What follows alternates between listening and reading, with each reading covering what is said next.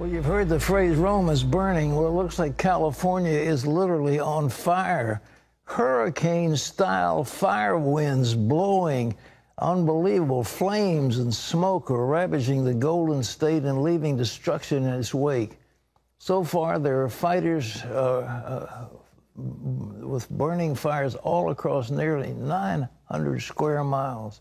President Trump has declared a major disaster. One fire alone destroyed more than 1,000 homes and forced tens of thousands to evacuate. And in the middle of all of this, churches and volunteers are braving the dangers and giving victims help and hope. CBN's Heather Sells is on the scene in Northern California. The devastation here in Redding is historic, but the tragedy is also uniting the local community and the church. At Bethel Church Sunday morning, thousands lifted their hands and sang about God's love in the flames. You can still see the smoke here from the nearby Carr fire, which destroyed entire neighborhoods and seemed to cherry-pick homes in others, leaving some to rejoice, others to mourn, and everyone to question their safety. Pastor Elizabeth Wanning spent the last week as a volunteer counselor at Bethel. Whether you're in the evacuation area or you've lost a home or whether your home was completely safe, the whole community is on edge. The air quality here is poor and churches are handing out breathing masks. One of the many needs local churches are working together to meet in what they believe is a new chapter of unity. We've had over 30 churches meeting together, praying together, trying to problem solve. 5 churches are supporting a Red Cross shelter at Cross Point Community Church, and Bethel is hosting a Salvation Army distribution center. Mercy Chefs offers meals, and the center offers food and clothing for those who've lost everything, including at least 25 on Bethel's staff. We have people on our teams, they lost their homes. Lots of us were displaced. Our own family was displaced. Bethel member Tony Stoltzfus lost his home, which doubled as his office. 3 days after the fire started, he woke up to evacuation orders. We threw our suitcases in the car, we got the pets, we got our computers. Mary Lou Wonkel lost her home as well. Didn't even know what I was doing, just throwing clothes in. Then I began to grab my Bibles. For these 2 and thousands of others, housing is the urgent need. They're piled up in their friends' homes. So, every available couch, every available place of floor space, people are moving into those spaces. The government should allow victims to start sifting through the wreckage of their properties this week. Many churches are sponsoring chaplains who will escort and help families during the painful process. That's very important. The first time they see a home burned, they just fall on their knees and cry, and you have to be there to support them. For Tony, the tears have already come, but he's grateful for a handful of mementos he still has and his work as a personal coach, which uniquely prepared him. A lot of what I do in my work is teach people to detach their desires from the things in the world that they think will fill them and find the desire of their heart in their relationship with Jesus.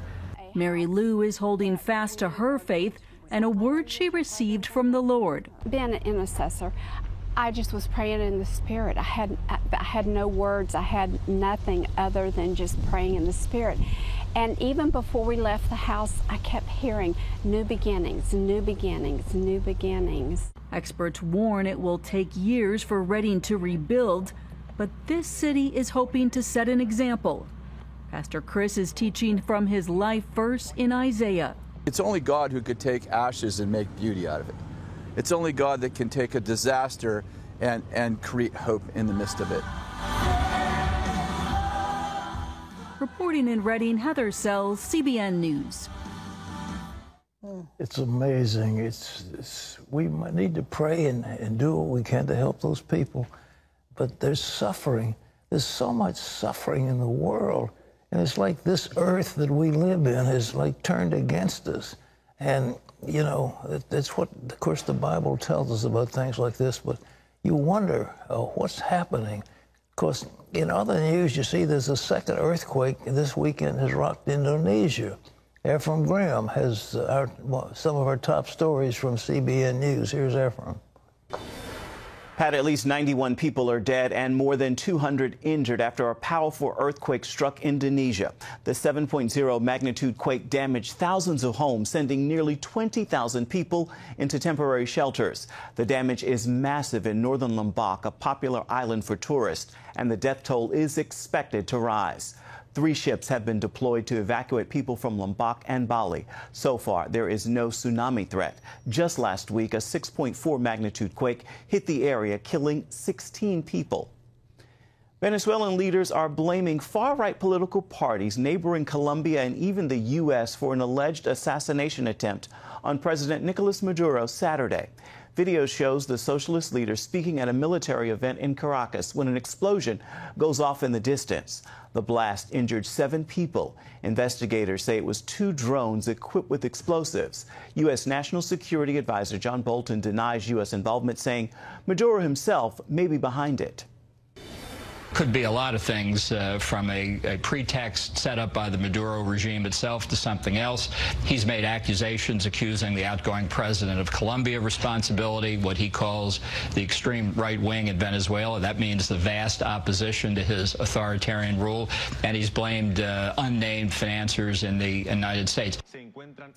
Firemen say one of the blasts was a gas explosion in a nearby building. Maduro recently won re-election in a vote observers say was tainted by fraud. And critics say his socialist policies are devastating Venezuela, leading to hyperinflation that could reach 1,000,000% by the end of the year, a food crisis, and thousands of people fleeing the country. Pat? This Maduro, as I understand, was a bus driver or something. He has no experience whatsoever. And after Hugo Chavez's demise, he came in and he's been ruling as a dictator. He's destroyed the Venezuelan economy. The people are suffering.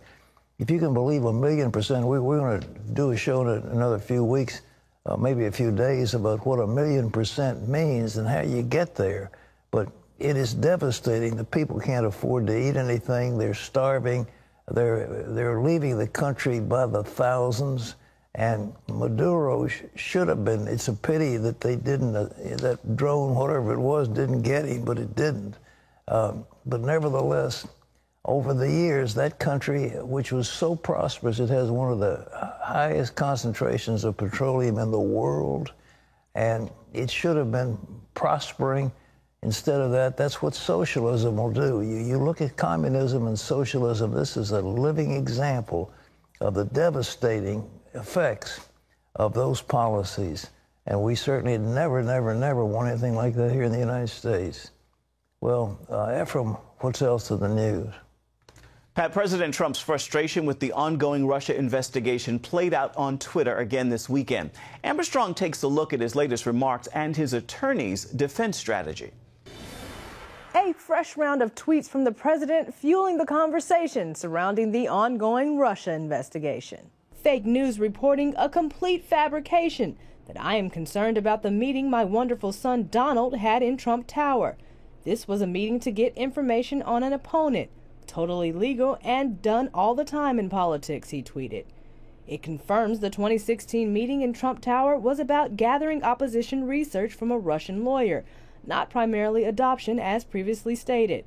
Trump's lawyer, Jay Sekulow, says that isn't a crime. The question is, what law, statute, or rule or regulation has been violated? Nobody's pointed to one.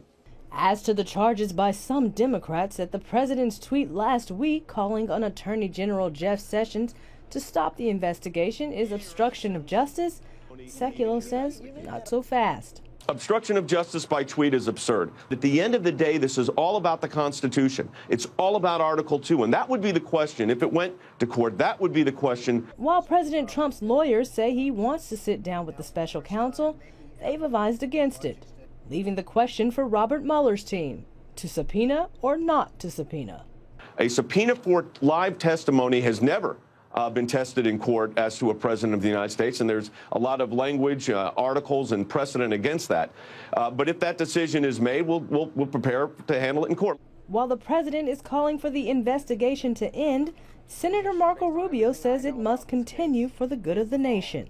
I believe it is in the best interest of the president and of the United States of America and the American people for that investigation to run the course, for all the truth to come out. If there was evidence, strong evidence of collusion, I guarantee you it would have been leaked by now. Meanwhile, visions of a blue wave come midterm elections have some Democrats talking impeachment again.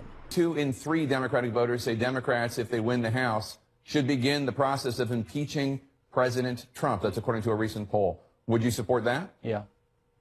If the grounds are there, then we should proceed. But others in the party caution Democrats need to be careful before invoking the I word. Amber Strong, CBN News, Washington. We'll continue to watch this story. Pat?